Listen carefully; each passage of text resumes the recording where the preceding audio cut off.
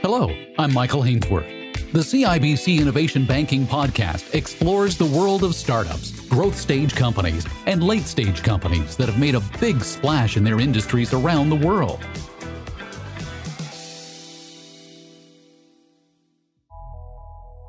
Financial planning startup Vena Solutions has raised more than $400 million to fuel its growth.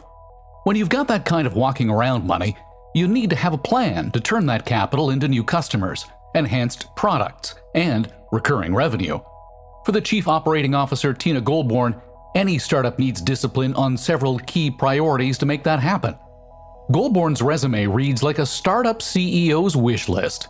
She's held key roles at Xerox, Hewlett-Packard, and Apple, and she leans on those experiences to help guide her in the COO role at a company targeting $250 million in annual revenue.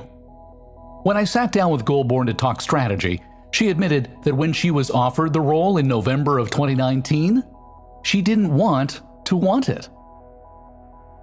I guess they always say it's good to run to something as opposed to running away from something. And at the time, I was probably the happiest I had ever been at Apple.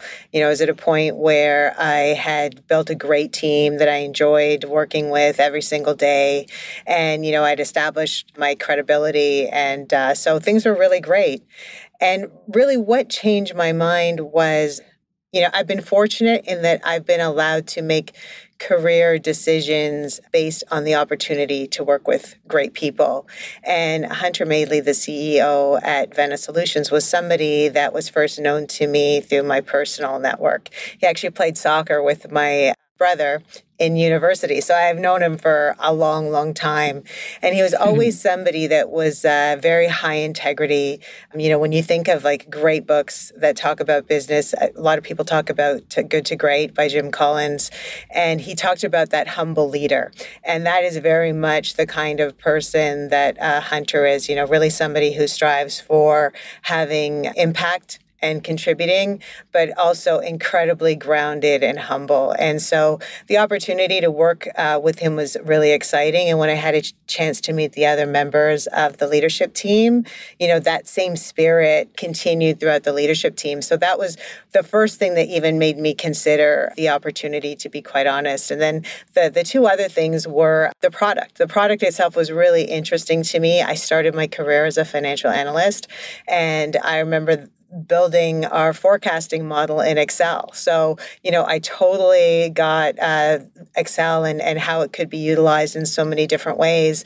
And, one of the things that we talk about at Vena is, people try to move into planning software that gets them away from Excel because of some of the challenges that Excel presented, but ultimately ended up going back to it anyways because it was just so flexible. And so I totally understood exactly where they were going.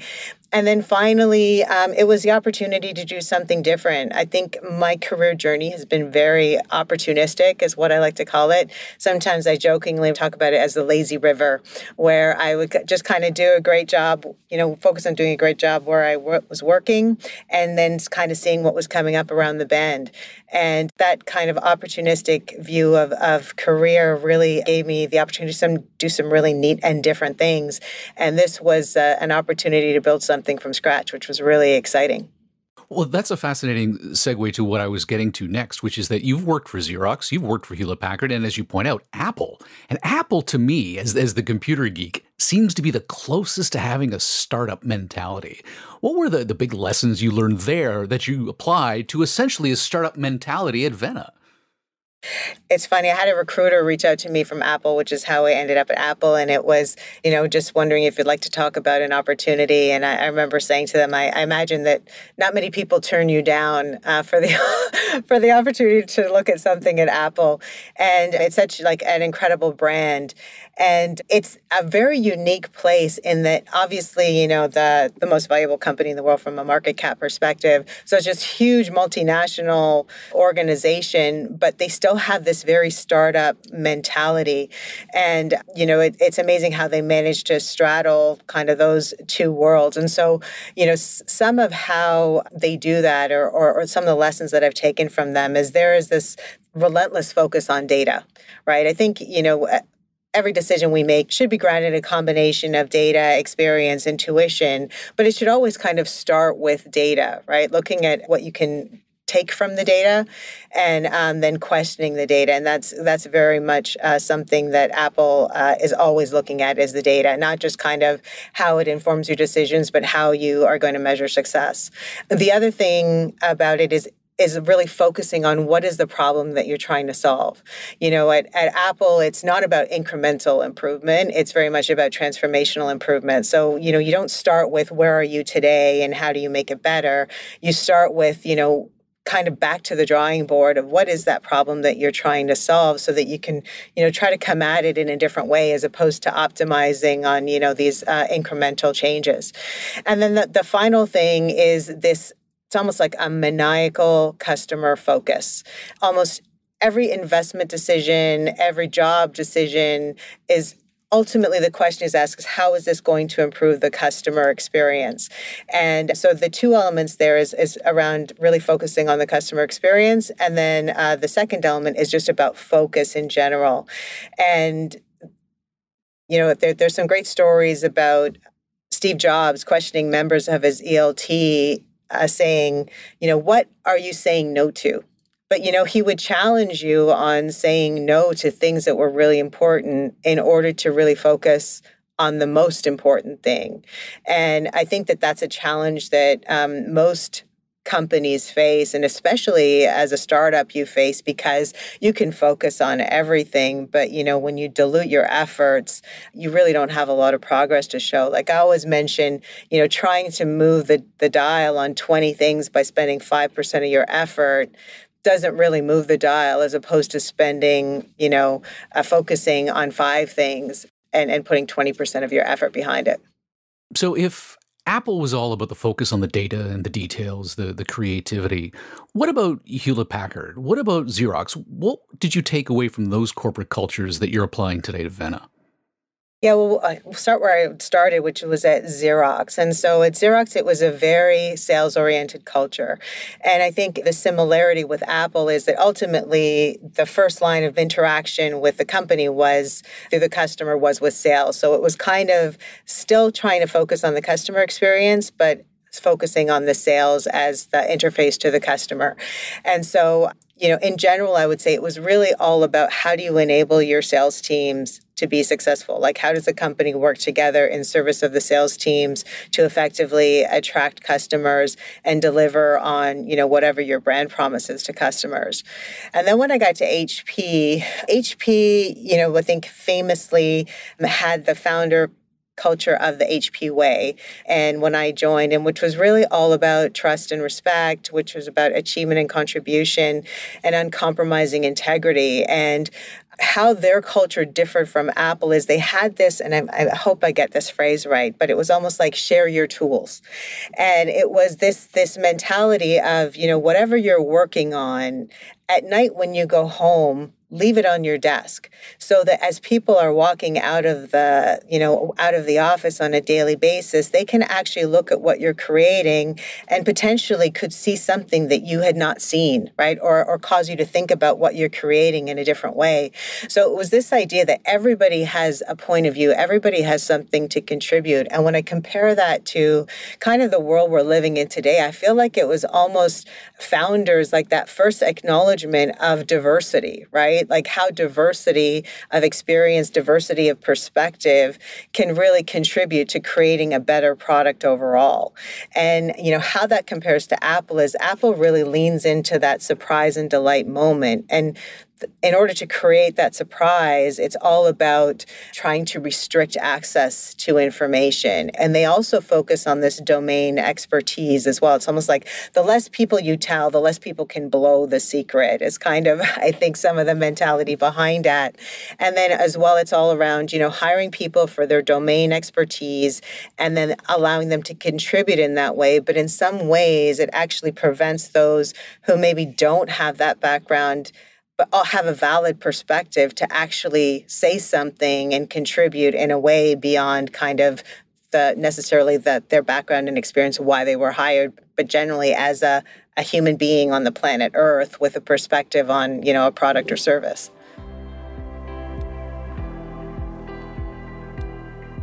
Most startups don't start with an enterprise financial planning software package. They do what most of us do: fire up Microsoft Excel. Vena Solutions has targeted the medium-sized business market by appealing to a skill it already has: spreadsheets. So how does it scale up in the space? With a $250 million annual revenue target in sight, Vena needs to manage its growth. Goulbourne says there's no shortage of market opportunity, and for any startup, that leads Vena to ask itself, does this client fit with Vena? Part of the process is eating their own dog food, as Silicon Valley likes to say. With Vena targeting $250 million in annual revenue, and you've got a lot of investment cash sitting in the coffers, how do you manage growth? I think when you first start as an organization, like as a startup, it's all about kind of getting as much business in the door as you can, however you can, right? Just so that you can continue to pursue, the dream of creating a sustainable company. But, once you get more in the scale up phase, how we think about growth is really how can we grow the fastest in the most efficient way, in a sustainable way, right? So it's almost like, how do you make sure that, if one customer makes a different choice, they don't actually, have this huge decrement to your growth levels, your profitability, et cetera. So really, it's kind of continually thinking about, what are our growth accelerators and what are your growth inhibitors. And, we're actually going through that exercise right now because our fiscal year starts in Feb 1. And as an ELT, we're trying to get aligned on what we think our greatest accelerators are of growth, or what those greatest inhibitors are, and how we can remove those barriers. So this is going to require some digital transformation. What are your ideas behind that? I would say our approach to digital transformation is primarily focusing on how it can improve the customer experience and then the employee experience. And so from a customer perspective, we live in a world where everything is kind of a search away in terms of access to information. And when, Vena initially started, it was primarily an outbound engine, which is how a lot of B2B companies operate, where you just kind of have somebody picking up the phone and making a call and hoping that, you catch the customer at the right time with the right message around addressing a pain point that they're experiencing. And this led to you could make 100 calls and, on average, maybe you had 2 customers that said, oh, you know what, you have something interesting, let's talk some more. And so really now we're trying to leverage digital channels to allow customers to do their own self-discovery. So, whether we're looking at paid search, organic search, whether, our web properties, marketing, social media posts, et cetera, to allow customers to, as they're searching for a solution to the problem they're trying to solve, they kind of create this digital footprint that allows us to know when is the best time to engage them and how can we best add value and help them solve the problem that they're focused on. So it allows us to create a much more tailored customer journey. And then on the flip side of that, from an employee perspective, instead of being somebody who's making 100 calls and maybe getting 1 or 2 that say, that's interesting to me, tell me more, we provide a much higher success rate of being able to, know how you can help that customer achieve their goals and have a conversation that is very relevant to where they are in the customer journey. So it makes them feel more successful. It helps them be better prepared and feel more confident on calls. So that's, a lot of how we're trying to focus on digital transformation. And I think the other thing that, as a result of COVID is, we've really seen a transition to distributed work teams or hybrid work teams. And so, that's another area where digital transformation is going to come to play because, we all know that normally you get a lot of your information about your job, the corporate culture from the person sitting beside you, the people sitting around you. And when those people aren't sitting around you anymore, how do you, get access to that information, without just asking the person beside you?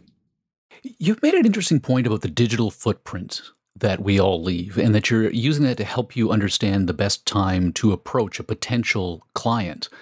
When is the best time to approach a potential client? I think it's when you have a good, you see an indication that clear definition of the problem that they're trying to address, and that you know that what they're looking to address is actually something that you can help them solve. And then the second time is that an indication that they're ready to have that conversation, right? I think, a lot of times, just by virtue of LinkedIn and my title that shows up in LinkedIn, I get, bombarded with emails about people trying to sell me something. And, in a given day, that may not be what I'm focused on. But, if somebody happened to catch me in that right moment when I was like, oh my, we need to figure this out. And they, happened to see that I was looking at these things and were able to say, hey, I saw you looking at these things. We have other customers in that situation, and this is how we help them solve that problem. I am in the right frame of mind. I'm clearly ready to do something about it. Like, it's got primacy in terms of my mind share. And that's really when we're trying to make sure that we show up for them, because they've kind of taken their first steps and have kind of taken themselves as far as they can. And now we can try to help, further that conversation.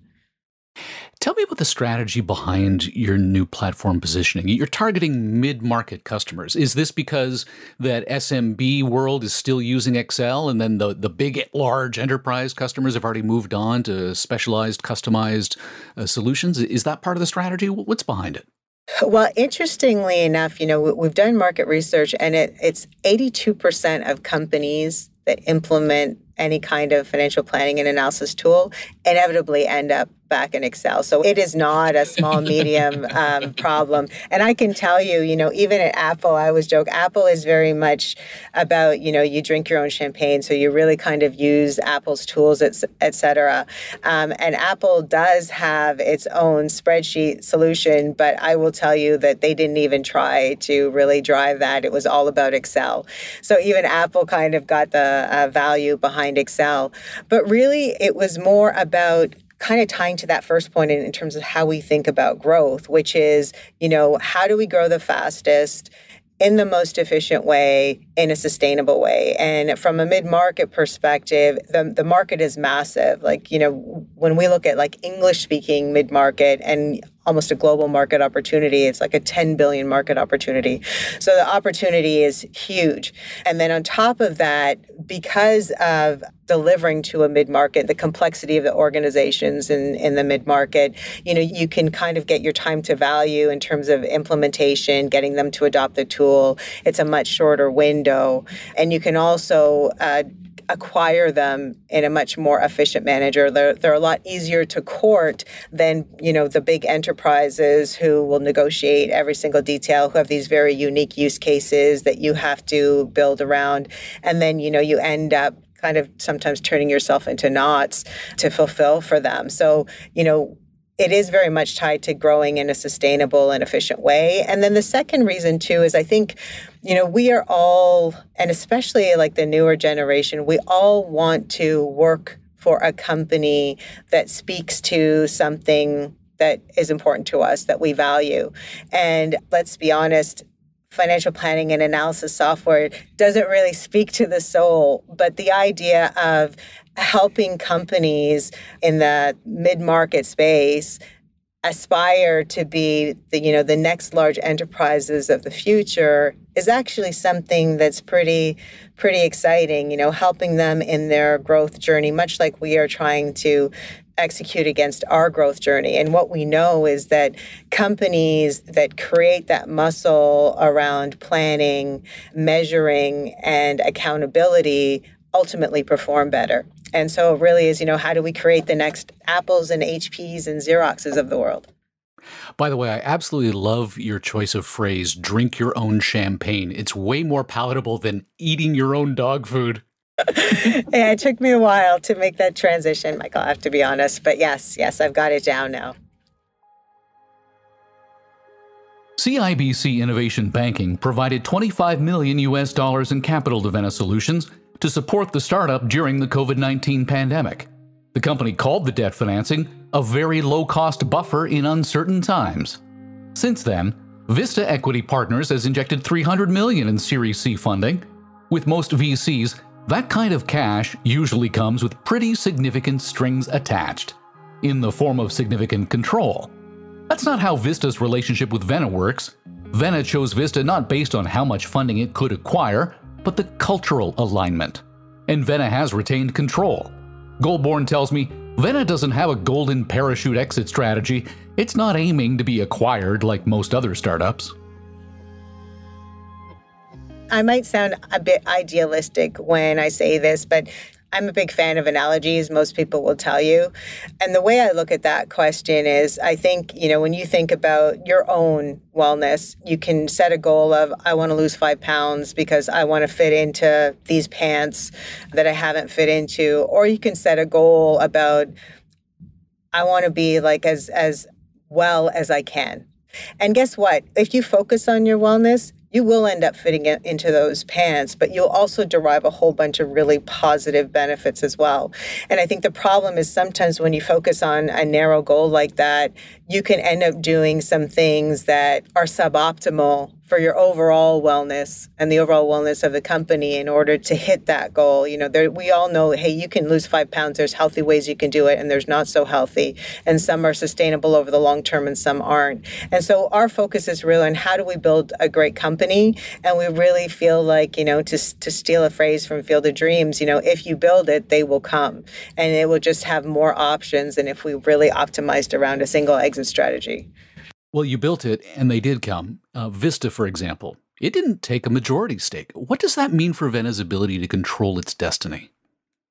First of all, it's a great time to be in the market and building a company. I know there was a Globe and Mail article recently that just talked about the banner year Canadian tech is having in terms of fundraising. We really do have the eyes of the globe on us. And what that allows for companies that are up and coming is choice.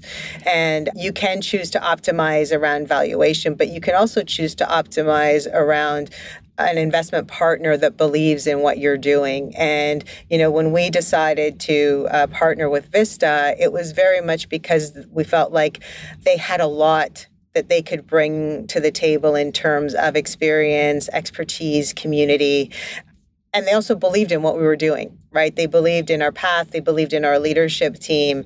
And so, we're fortunate in that, we have now surrounded ourselves with JMI, Santana, Vista, and, the support of CIBC as well, in terms of creating this great network of resources that not only fuel our growth financially, but also help us think about our corporate strategy, our go-to-market strategy, and tap into a community of other companies that have either gone through what we've gone through or are going through what we're going through, so that we can have, really great conversations together about how we think about things.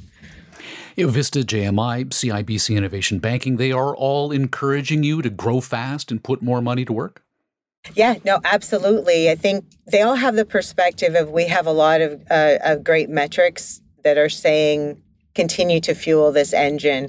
So even though, we're not at kind of that, those high highs in terms of committed annual recurring revenue, or cash flow positivity, they're like, it will come. This engine needs to be fueled. So yes, though they're very much saying, how do we grow? How do we grow faster? I suspect that if you could IPO, you would. So what milestones would need to be achieved before a public listing is in your future? Yeah, so although I talked about being idealistic, obviously we are always considering, how do we build a company that is attractive to investors? And we were just having this conversation, as I mentioned, because we have started the planning process in terms of as we think about growth, what are those milestones that are coming up? And so there are probably two that are most important. And one is that 100 million in committed annual recurring revenue.